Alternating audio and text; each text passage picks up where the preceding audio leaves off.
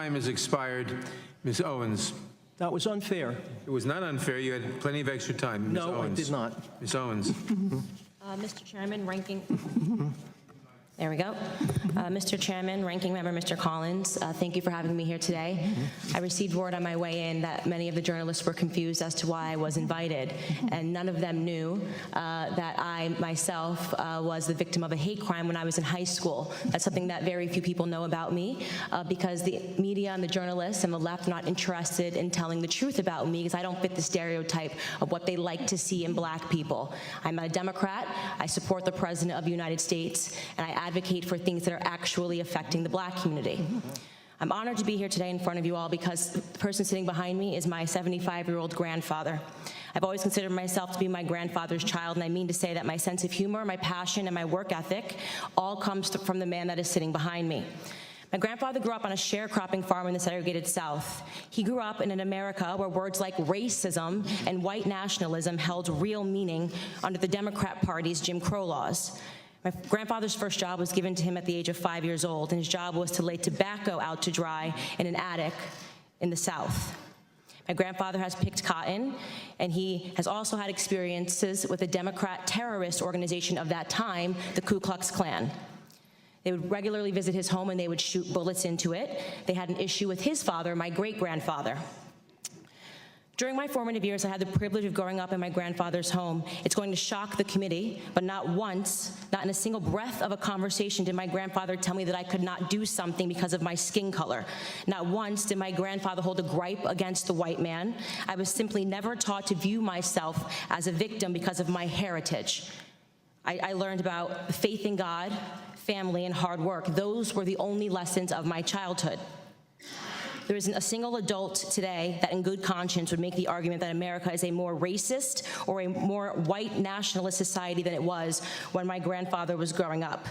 And yet we're hearing these terms sent around today because what they want to say is that brown people need to be scared, which seems to be the narrative that we hear every 4 years right ahead of a presidential election. Here are some things we never hear.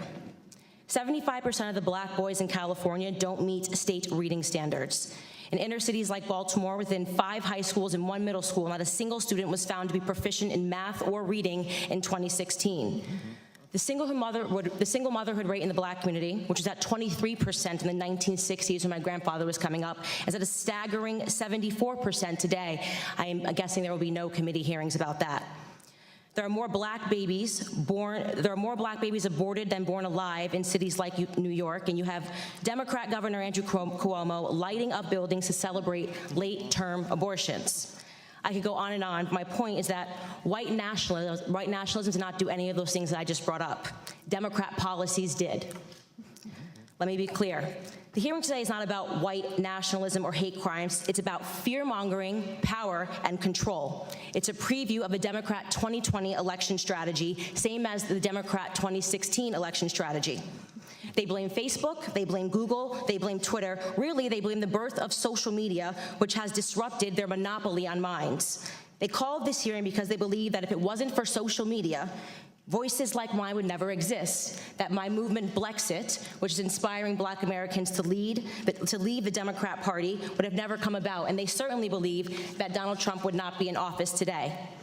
Looking on the next thing to focus on now that the Russian collusion hoax has fallen apart. What they won't tell you about the statistics and the rise of white nationalism is that they've simply changed the data set points by widening the definition of hate crimes and upping the number of reporting agencies that are able to report on them.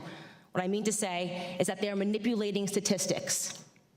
The goal here is to scare blacks, Hispanics, gays, and Muslims into helping them censor dissenting opinions, ultimately into helping them regain control of our country's narrative, which they feel that they lost. They feel that President Donald Trump should not have beat Hillary. If they actually were concerned about white nationalism, they would be holding hearings on Antifa, a far-left, violent, white gang who determined one day in Philadelphia in August that I, a black woman, was not fit to sit in a restaurant. They chased me out. They yelled race traitor to a group of black and Hispanic police officers who formed a line to protect me from their ongoing assaults. They threw water at me. They threw eggs at me. And the leftist media remained silent on it. If they were serious about the rise of hate crimes, they may perhaps be examining themselves and the hate that they have drummed up in this country. Bottom line is that white supremacy, racism, white nationalism, words that once held real meaning, have now become nothing more than election strategies. Every 4 years, the Black community is offered handouts and fear. Handouts and fear. Reparations and white nationalism. This is the Democrat preview. Of course, society is not perfectible. We've heard testimony of that today. There are pockets of evil that exist, and those things are horrible, and they should be condemned. But I believe the legacy and the ancestry of Black Americans is being insulted every single day. I will not pretend to be a victim in this country, and I know that that makes many people on the left uncomfortable. I want to talk about real issues in Black America. I want to talk about real issues in this country and real concerns. The biggest scandal, this is my last sentence, in American politics is that Democrats have been conning minorities into the belief that we are perpetual victims, all but ensuring our failure. Racial division and class warfare are central to the Democrat Party platform. They need blacks to hate whites, the rich to hate the poor, and soon enough it'll be the tall,